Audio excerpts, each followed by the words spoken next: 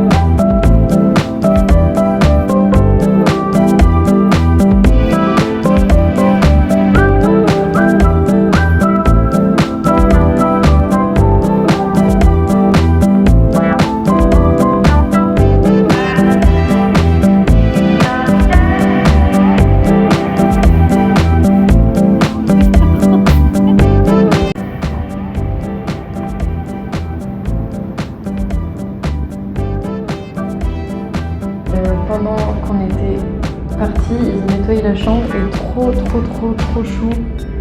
Il a fait un signe trop mignon. Il a même fait avec les pétales des petits yeux. C'est beaucoup trop chaud, trop mignon. Comme il fait un petit peu un temps pourri, j'ai voulu changer un peu. Donc j'ai pris des spaghettis au chili vert, donc c'est assez pimenté, une soupe thaï aux légumes et puis ils m'ont mis un petit peu de pain à côté. Voilà. Bon app! Du coup, je me disais que ce serait pas mal de te parler d'un livre qui peut-être pourrait t'intéresser, vu que j'en ai lu pas mal. Je pense que je referai ça dans d'autres vidéos si j'ai envie de te parler d'un livre à un moment qui m'a plu. En fait, depuis le début de l'année, je me suis dit, vas-y, je lis minimum 3 livres par mois tout au long de l'année. Et en fait, finalement, j'en lis beaucoup plus vu que là, je suis en voyage, tout ça. Alors, il y a des moments où j'ai un peu moins le temps, mais en général, le soir, je lis quand même plusieurs heures. Donc, du coup, en fait, j'en ai lu pas mal.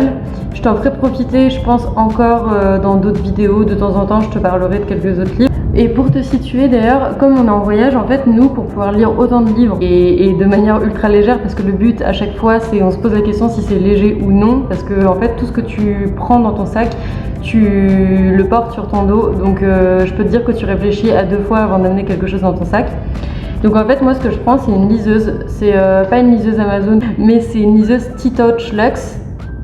Et du coup, voilà. C'est ma petite liseuse avec sa protection. Et du coup, dessus, j'ai plein de livres que je télécharge. Et du coup, le premier livre, c'est Le Carnet d'or de Doris Lessing. Il est incroyable, ce livre. En fait, je connaissais pas du tout cette autrice. Peut-être que tu connais, apparemment, c'est vraiment un best-seller. Donc, Doris Lessing, elle est née en Iran, mais c'est une auteure britannique. Elle est morte à Londres. C'est une autrice qui est extrêmement engagée. En fait, elle est très militante pour plein de causes.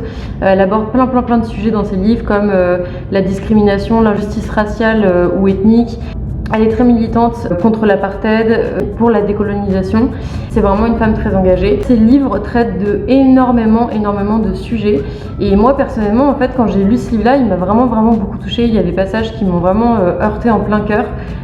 J'ai trouvé en fait que c'était un livre qui était vraiment très féministe. C'était vraiment le premier mot qui me venait.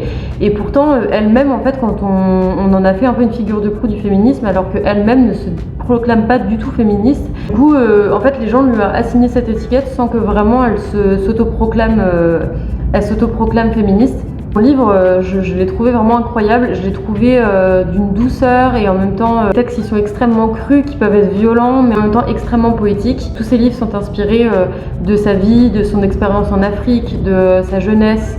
Du coup, il y a un climat très spécial dans son livre où elle raconte beaucoup en fait son expérience en Afrique du Sud.